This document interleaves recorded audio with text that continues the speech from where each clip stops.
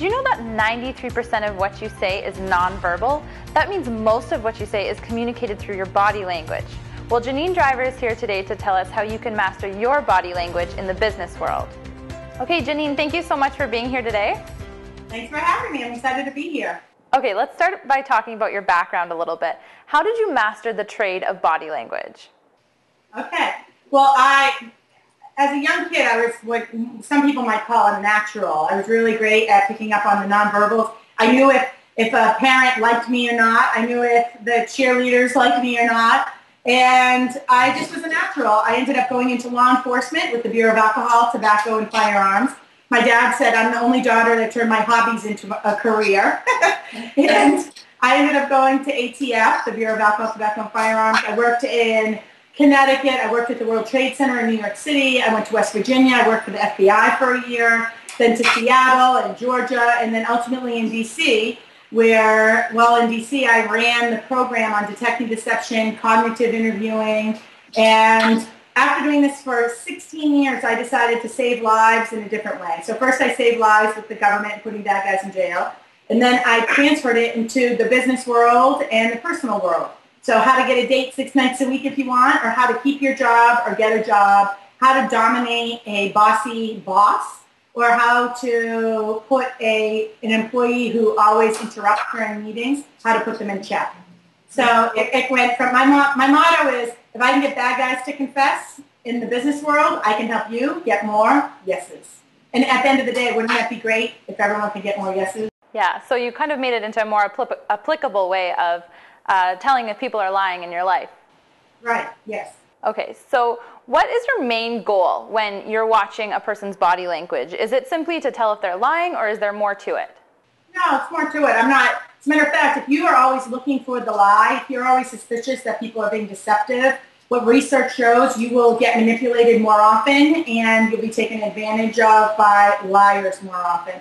And the reason is, when you're looking for the lie, you're thinking the people who lie are bad people. They're not bad people. They're sometimes the leaders of our country, the Bernie Madoffs in the world, or the politicians that are leading our world. So power corrupts, and sometimes with liars we can get schmoozed in by their ability to establish rapport and be very charismatic. We had a case here in the States with Jerry Sandusky. He was an assistant football coach who was molesting all these little teeny kids from single-parent homes, but he ends up being a pillar in the community. A pillar in the community. He does he has what's a company that helps young kids get their feet on the ground and matriculate into colleges, and he took advantage of these kids for decades. So why? The people who are looking for the liars, they are looking for shady, dirty, sneaky people. Sometimes those are just nervous people worried about being believed. And instead, what I teach and what I do is teach people to search for the truth. I'm always looking for the truth. So when I'm evaluating someone, I'm saying, does this person have integrity? Does this person have my back? Does this person have what it takes to be a supervisor within my company, within my corporation? Or in the personal front, is this person trustworthy enough to watch my children while I'm at work? Are my babies safe? And at the end of the day, don't we all deserve a right to know if the people we surround ourselves with have integrity? Right. But you look at it on more of an optimistic side, as hoping that there is some truth that you're looking for. I'm dubbed the Lyin Tamer, Lyin. Right. So I am there to weed out and separate fact from fiction, but I always focus on the positive. What is it that we want in our life, not that what we don't want?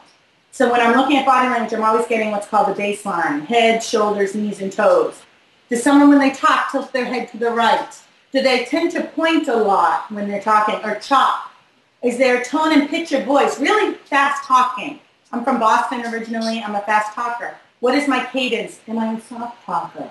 How do I sit with my legs crossed? What do I do with my ankles? Do my toes tend to go up when I'm talking? That symbolizes something. Do I sit with my hands folded? And if I do sit with my hand folded, when they suddenly do this in business and the thumbs go up, what does that mean? And so for my business, what I teach companies and corporations around the globe to do is literally get a baseline. When the baseline changes, we call that a hot spot.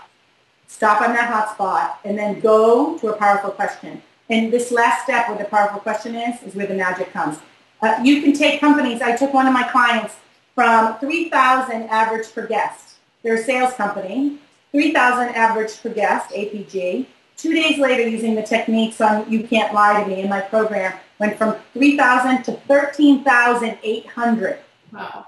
That's in 2 days. So just understanding the power of body language can change your bottom line. So now what if you're not familiar with the person's baseline? Let's say you're doing an interview for a new employee, or even the employee meeting an employer for the first time, and you're not familiar with the person's baseline. What kind of things should you be looking for, just on first impressions like that? Well, let's go back a little bit to law enforcement. If there's an explosion in law enforcement, we all become witnesses. This building just exploded, so we have 2,000 witnesses. Well, they'll send in 3 special agents, two or three special agents to actually interview 2,000 people. Well, how do they get a baseline? How can they separate fact from fiction? Simple. You get within 2 to 3 minutes, you can get someone's baseline, establish rapport. So I always go for the baseline. I will say I have a 6-year-old son, Angus. So I'll talk about Angus, and I may talk about his 2 front teeth coming in, or we're about to buy him his first bike. Do you remember the first bike you had as a kid? I will ask questions that are people have no reason to lie about. Or I go new school, and I do something like Facebook. Oh, my best friend, she moved to Canada when she was 13 years old, Dana McCrae, and then Dana just Facebooked me. It's so interesting to get someone that you haven't talked to in 3 decades connected with them thanks to Facebook. Have you reconnected with anyone on Facebook? Do you use Facebook? Now, they have no reason to lie about whether they use Facebook or not. Now I get their baseline. So share some private information about you, and then it gets them sharing private information about them.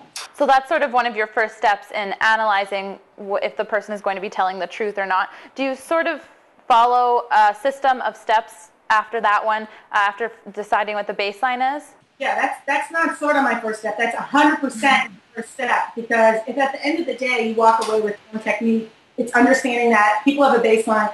When they change the baseline, it doesn't matter if I do this, doesn't matter if I do this, or I suddenly come and talk to you like this. Bottom line is, changing someone's baseline indicates there's more to the story here. There's an increase in their stress, increase in their cognitive thinking. So without a doubt, that's step 1. Step 2 is stop on that hot spot. That a hot spot is simply when someone changes their behavior. And step 3 is go to a powerful question, and that's where you become like Columbo, and you start thinking like a detective. And really getting this baseline. My first book, You Say More Than You Think, is translated into 14 languages, because one chapter simply talks about baselining. In my new book, You Can't Lie to Me, we say gathering intelligence. It's the same thing, baselining. Get your intel right before you start accusing people. When you read body language wrong and you're in business, you're leaving money on a table, you're burning bridges with potential clients or potential future clients, and you're firing people you shouldn't fire. So it's important to get that baseline, and then from the baseline, spot the hot spots. In step 3, you have to ask a powerful question. Something simple like, I fire you from your job, and you begin laughing. Simply say, is there any reason why it seems like you're pretty happy that I'm letting you go? Maybe the person would say, well, Janine, I always wanted to be a dentist, so you letting me go allows me to make my dream come true. Be careful on being a mind reader. Mind readers get us in trouble. Right.